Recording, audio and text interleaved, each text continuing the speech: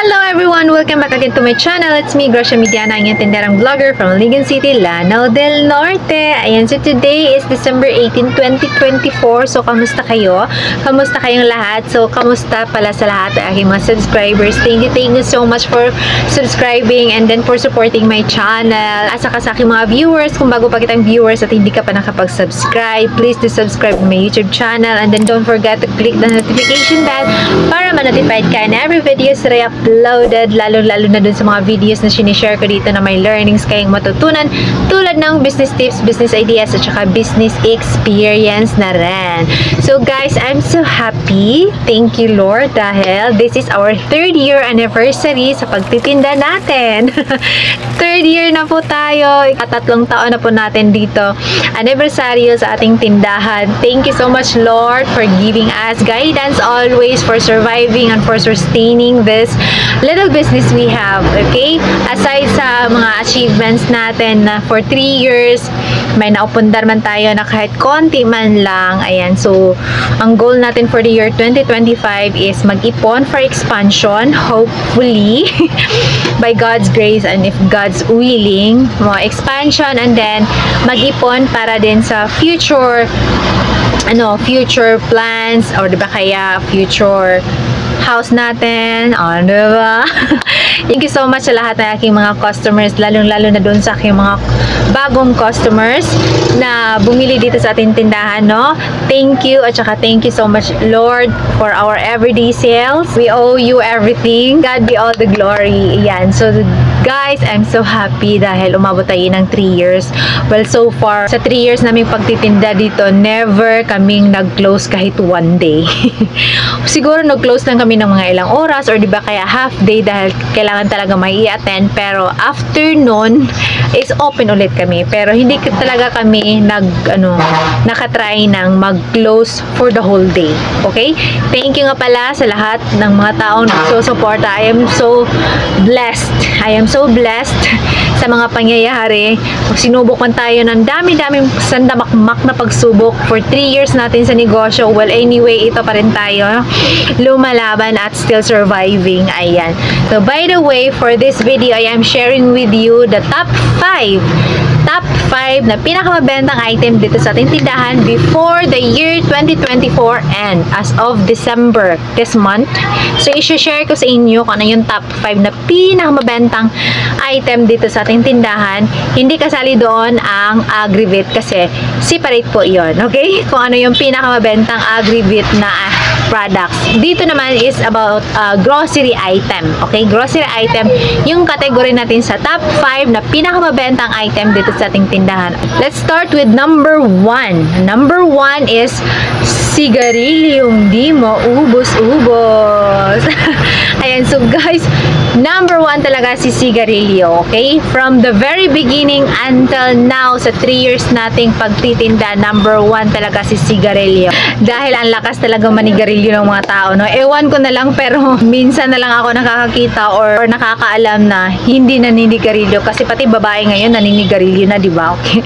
So, number 1 is sigarilyo. Kaya hindi tayo pwede maubusan ng sigarilyo, pero hindi talaga maiwasan minsan, no? Talagang yung expect mo na aabot pa siya ng bukas pero hindi na talaga aabot ang bukas kaya minsan nauubusan. Number 2 na pinakamabentang item dito sa tindahan is soft drinks. Okay, soft drinks like water, mga Coke, yung mga Yakult, mga Cobra, kasama na dyan, mga energy drink, tapos RC Juicy Lemon, mga Vitamilk, at saka mga yung tawag doon, mga juices, ganyan. So, yan yung soft drinks. Kita nyo naman yung chiller natin yan. O, diba? Dapat palaging arrange at palaging puno. Kasi 2 times ako magre-refill dito sa ating soft drinks every morning. Mga 8 to 9, yan, magre-refill ako dyan. Tapos, pag 3 PM, nagre-refill ulit ako. Kasi minsan, madali siyang maubos. Alam niyo naman, accessible yung ating soft drinks kasi nasa labas lang siya. Yan yung ginawa namin na talagang sinadya namin na sa labas talaga namin nilagay itong aming soft drinks para easy access sa aming mga customer para sila na mismo yung kukuha doon, no? Kasi parang madali lang talaga siyang makita kasi nasa labas, di ba? Although may lock naman siya kaya very safety. Ayan. So next, number 3 na pinakamabentang item sa ating tindahan is GCash, cash in, cash out, at saka mga load. Dati kasi yung GCash, cash in, cash out is number 2 yun sa pinakamabenta dito sa amin. Since nga marami nang available na GCash, cash in, cash out dito at saka mga load. Kasi yung ginagamit nilang pang load is GCash na rin. Tulad ko, hindi na ako gumagamit ng ganitong mga cellphone pang load ganyan. Dati kasi ganito, nasira. So, GCash yung ginamit ko pang load na. So, ngayon, hindi na siya masyadong malakas kasi marami na kasi tindahan dito na may available na GCash, cash in, cash out. So, medyo humina siya ng konti kasi yung mga customer ko na nagpapa-GCash or baka nagpapa-load na galing doon sa bandang doon sa lugar namin is hindi na nila kailangan pumunta dito kasi nga may available na tindahan doon malapit sa kanila. So, ayan. So, that's it. Number 3 is GCash, yung pinakamabentang item dito sa ating tindahan. Hindi naman siya item, no? Pero, well, anyway, that's it na. Number 4 is Chicheria. Chicheria is number 4, yung pinakamabentang item dito sa ating tindahan. Lalong-lalo na pag pinarisan mo siya ng soft drinks. Napakasarap sa kidney. Malapit sa sakit. Well, anyway, yung mga kutkutin is yun yung pinakamabenta din dito sa atin.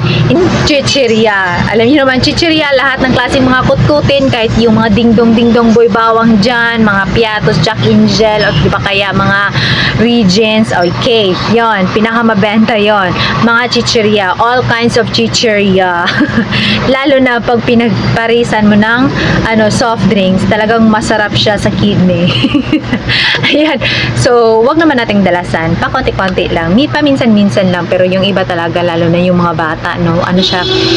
Hindi talaga madala-dala. So, last but not the least, ang pang-5 pinakamabenta dito sa tindahan is condiments. Condiments, yung mga, tawag doon, mga seasoning, suka, tuyo, mga magic sarap. Or yan yung pan-5 item na pinakamabenta dito sa tindahan. So, hindi ko na sinama yung sa Agrivit kasi iba naman yun.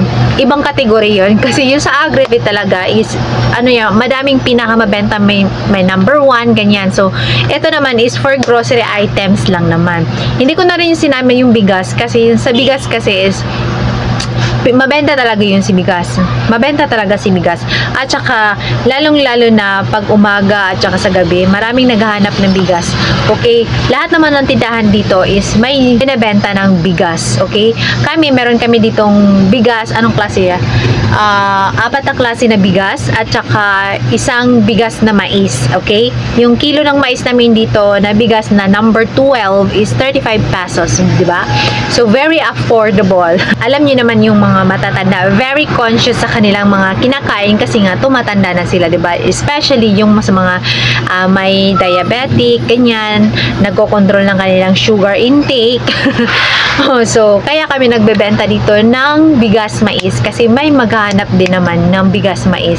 Ayan, so guys, that's it. Na-share ko lang din naman sa inyo yung top 5 na pinakamabentang item dito sa ating tindahan before the year 2024 end. So, sa inyong tindahan, ano yung pinakamabenta sa inyong tindahan na mga item? So, i-share nyo naman dyan sa comment section para malaman ko baka magkapareho tayo. Ayan, so that's it. Thank you so much for watching, guys. I'll see you in my next video. Thank you so much sa lahat ng aking mga subscribers at saka sa aking mga viewers. Kung bago pa kitang viewers at hindi ka ba nakapag-subscribe, please do subscribe in my YouTube channel and then don't forget to click the notification bell para ma-notified ka in every videos that I uploaded.